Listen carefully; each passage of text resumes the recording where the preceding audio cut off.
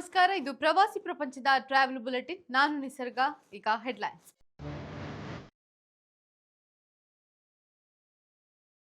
ಸಿಂಚನಾಳ ಚಿಂತೆ ದೂರ ಮಾಡಿದ ವೈದ್ಯರು, ಬನ್ನೇರುಘಟ್ಟದಲ್ಲಿ ಹುಲಿಗೆ ರೂಟ್ ಕೆನಾಲ್ ಯಶಸ್ವಿ.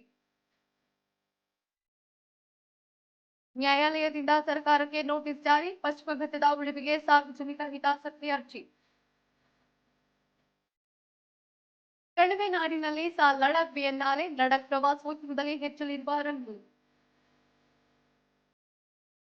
ತತ್ಕಾಲ್ ಬುಕಿಂಗ್ಗೆ ಹೊಸ ರೂಲ್, ಆಧಾರ್ ಲಿಂಕ್ ಕಡ್ಡಾಯಗೊಳಿಸಿದ ರೈಲ್ವೆ ಇಲಾಖೆ. ಬೆಂಗಳೂರಿನ ಬನ್ನೇರುಘಟ್ಟ ರಾಷ್ಟ್ರೀಯ ಉದ್ಯಾನವನದಲ್ಲಿ ಹುಲಿಗೆ ರೂಟ್ ಕೆನಾಲ್ ಮಾಡುವ ಮೂಲಕ ಭಾರತೀಯ ಮೆಡಿಕಲ್ ಟೂರಿಸಂನಲ್ಲಿ ಹೊಸ ದಾಖಲೆ ಬರೆಯಲಾಗಿದೆ. ಸಿಂಚನ ಎಂಬ ಹುಲಿಯ ಕೋರೆ ಹಲ್ಲಿಗೆ ಹಾನಿಯಾಗಿತ್ತು. ಹಲ್ಲಿನ ನೋವಿನಿಂದ ಹುಲಿ ಸರಿಯಾಗಿ ಆಹಾರ ಸೇವಿಸ್ತಾ ಇರಲಿಲ್ಲ. ಇದು ಅದರ ಒಟ್ಟಾರೆ ಆರೋಗ್ಯದ ಮೇಲೆ ಕೆಟ್ಟ ಪರಿಣಾಮ ಬೀರ್ತಾ ಇತ್ತು. ಹೀಗಾಗಿ ವೈದ್ಯರ ತಂಡ ರೂಟ್ ಕೆನಾಲ್ ಸಾಹಸಕ್ಕೆ ಮುಂದಾಗಿದ್ದಾರೆ. ಸೋಂಕಿನಿಂದ ಬಳಲುತ್ತಿದ್ದ ಹುಲಿಯು ಇದೀಗ ಚೇತರಿಸಿಕೊಳ್ಳುತ್ತಿದೆ ಎಂದು ಅಧಿಕಾರಿಗಳು ತಿಳಿಸಿದ್ದು, ವೈದ್ಯರ ತಂಡದ ಸಾಹಸಕ್ಕೆ ನಾಡಿನಾದ್ಯಂತ ವ್ಯಾಪಕ ಪ್ರಶಂಸೆ ವ್ಯಕ್ತವಾಗಿದೆ. ಪಶ್ಚಿಮ ಘಟ್ಟದ ಭಾಗವಾಗಿರುವ ಚಂದ್ರದ್ರೋಣ ಪರ್ವತ ಶ್ರೇಣಿಗಳನ್ನ ಕೂಡಲೇ ಸಂರಕ್ಷಿತ ಮೀಸಲು ಪ್ರದೇಶವೆಂದು ಘೋಷಿಸಬೇಕೆಂದು ಚಿಕ್ಕಮಗಳೂರಿನ ದಿ ಭದ್ರಾ ವನ್ಯಜೀವಿ ಸಂರಕ್ಷಣಾ ಟ್ರಸ್ಟ್ ವನ್ಯಜೀವಿ ಸಂರಕ್ಷಣಾ ಆಕ್ಷನ್ ಟೀಮ್ ಸಾರ್ವಜನಿಕ ಹಿತಾಸಕ್ತಿ ಅರ್ಜಿಯನ್ನ ಸಲ್ಲಿಸಿತ್ತು. ಚಂದ್ರದ್ರೋಣ ಪರ್ವತ ಶ್ರೇಣಿಗಳಲ್ಲಿ ಅರಣ್ಯ ನಾಶ ಮತ್ತು ನಿರ್ಮಾಣ ಕಾಮಗಾರಿಗಳಿಂದಾಗಿ ಭೂಕುಸಿತ ಸಂಭವ ಹೆಚ್ಚಿದೆ ಎಂದು ಜಿಯೋಲಾಜಿಕಲ್ ಸರ್ವೆ ಆಫ್ ಇಂಡಿಯಾ ತಿಳಿಸಿದೆ. ಹಾಗಾಗಿ ಈ ಕುರಿತು ವಿಚಾರಣೆ ನಡೆಸಿದ ವಿಭಾಗೀಯ ನ್ಯಾಯಪೀಠ ಸರ್ಕಾರಕ್ಕೆ ನೋಟಿಸ್ ಜಾರಿಗೆ ಆದೇಶವನ್ನ ನೀಡಿದೆ.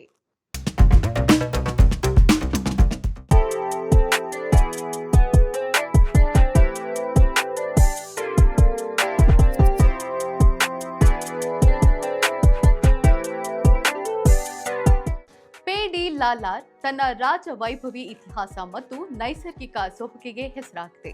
ಈ ಪ್ರದೇಶವು ಲಾರ್ ನದಿಯ ತಟದಲ್ಲಿದೆ. ಇಲ್ಲಿ ನೀವು ನೂರಾರು ಭವ್ಯವಾದ ಕೋಟೆಗಳನ್ನ ಕಾಣಬಹುದು.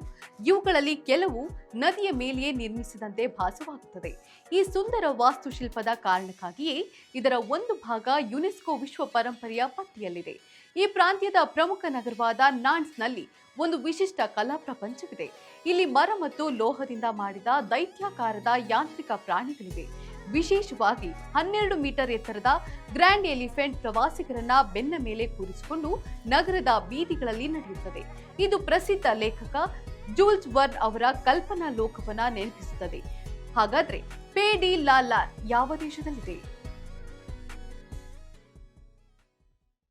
ಲಡಾಖ್ ಬಿಎನ್ನಾಲೆಯ 3ನೇ ಆವೃತ್ತಿಯು ಆಗಸ್ಟ್ 1ರಿಂದ 10ರವರೆಗೆ ನಡೆಯಲಿದೆ. ಇದು ಕಣಿವೆನಾಡಿನ ಹಾಟ್ಸ್ಪಾಟ್ ಲೇಹ್ ಕಾರ್ಗಿಲ್ ಕಾರಿಡಾರ್ನ ಅತಿ ದೊಡ್ಡ ಓಪನ್ ಆರ್ಟ್ ಟ್ರಯಲ್ ಆಗಿದೆ. ವಿಶ್ವದ ಅತಿ ಎತ್ತರದ ಕಲಾ ಬಿಎನ್ನಾಲೆಯಾಗಿ ಗುರುತಿಸಿಕೊಂಡಿರುವ ಈ ಕಾರ್ಯಕ್ರಮ ಈ ಬಾರಿ ಒಂದು ಸ್ಥಳಕ್ಕೆ ಮಾತ್ರ ಸೀಮಿತವಾಗಿರದೆ 8 ಸ್ಥಳಗಳಲ್ಲಿ ನಡೆಯಲಿದೆ. ಪ್ರಪಂಚದ ಅತಿ ಎತ್ತರದ ಪ್ರದೇಶವಾದ ಲಡಾಖ್ ಪ್ರವಾಸೋದ್ಯಮ, ಕಲೆ, ಸುಸ್ಥಿರತೆ, ಪರಿಸರ ವಿಜ್ಞಾನ ಮತ್ತು ಸಮುದಾಯದ ಕುರಿತು ವಿಶ್ವಕ್ಕೆ ಪ್ರದರ್ಶಿಸುವುದು ಈ ಕಾರ್ಯಕ್ರಮದ ಉದ್ದೇಶವಾಗಿದ್ದು, ಆಯೋಜನೆಗೆ ಬೇಕಾದ ಎಲ್ಲ ಕ್ರಮಗಳನ್ನು ಕೈಗೊಳ್ಳಲಾಗಿದೆ ಎಂದು ಸ್ಥಳೀಯ ಆಡಳಿತ ತಿಳಿಸಿದೆ. ಆಧಾರ್ನೊಂದಿಗೆ ಟಿಕೆಟ್ ಬುಕಿಂಗ್ ಖಾತೆಯನ್ನ ಲಿಂಕ್ ಮಾಡಿದ ಬಳಕೆದಾರರು ಮಾತ್ರ ಐಆರ್ಸಿಟಿಸಿ ವೆಬ್ಸೈಟ್ ಮತ್ತು ಅಪ್ಲಿಕೇಶನ್ ಮೂಲಕ ಆನ್ಲೈನ್ ತತ್ಕಾಲ್ ಟಿಕೆಟ್ಗಳನ್ನು ಬುಕ್ ಮಾಡಲು ಸಾಧ್ಯವಾಗುತ್ತದೆ ಎಂದು ರೈಲ್ವೆ ಇಲಾಖೆ ತಿಳಿಸಿದೆ. ತತ್ಕಾಲ್ ಟಿಕೆಟ್ ಬುಕಿಂಗ್ನಲ್ಲಿ ಪಾರದರ್ಶಕತೆಯನ್ನ ಹೆಚ್ಚಿಸಲು ಮತ್ತು ಪ್ರಯಾಣಿಕರ ಹಿತಾಸಕ್ತಿಗಳನ್ನು ಕಾಪಾಡಲು ಈ ಕ್ರಮ ಕೈಗೊಳ್ಳಲಾಗಿದೆ ಎಂದು ಇಲಾಖೆ ತಿಳಿಸಿದೆ.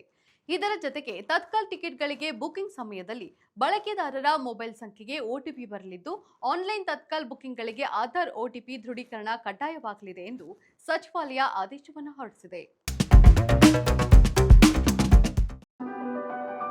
ಈಗ ಕ್ವಿಜ್ ಟೈಮ್.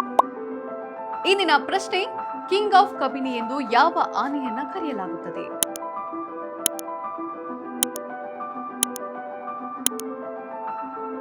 ಸರಿಯಾದ ಉತ್ತರವನ್ನ ಕಮೆಂಟ್ ಮಾಡಿ ತಿಳಿಸಿ.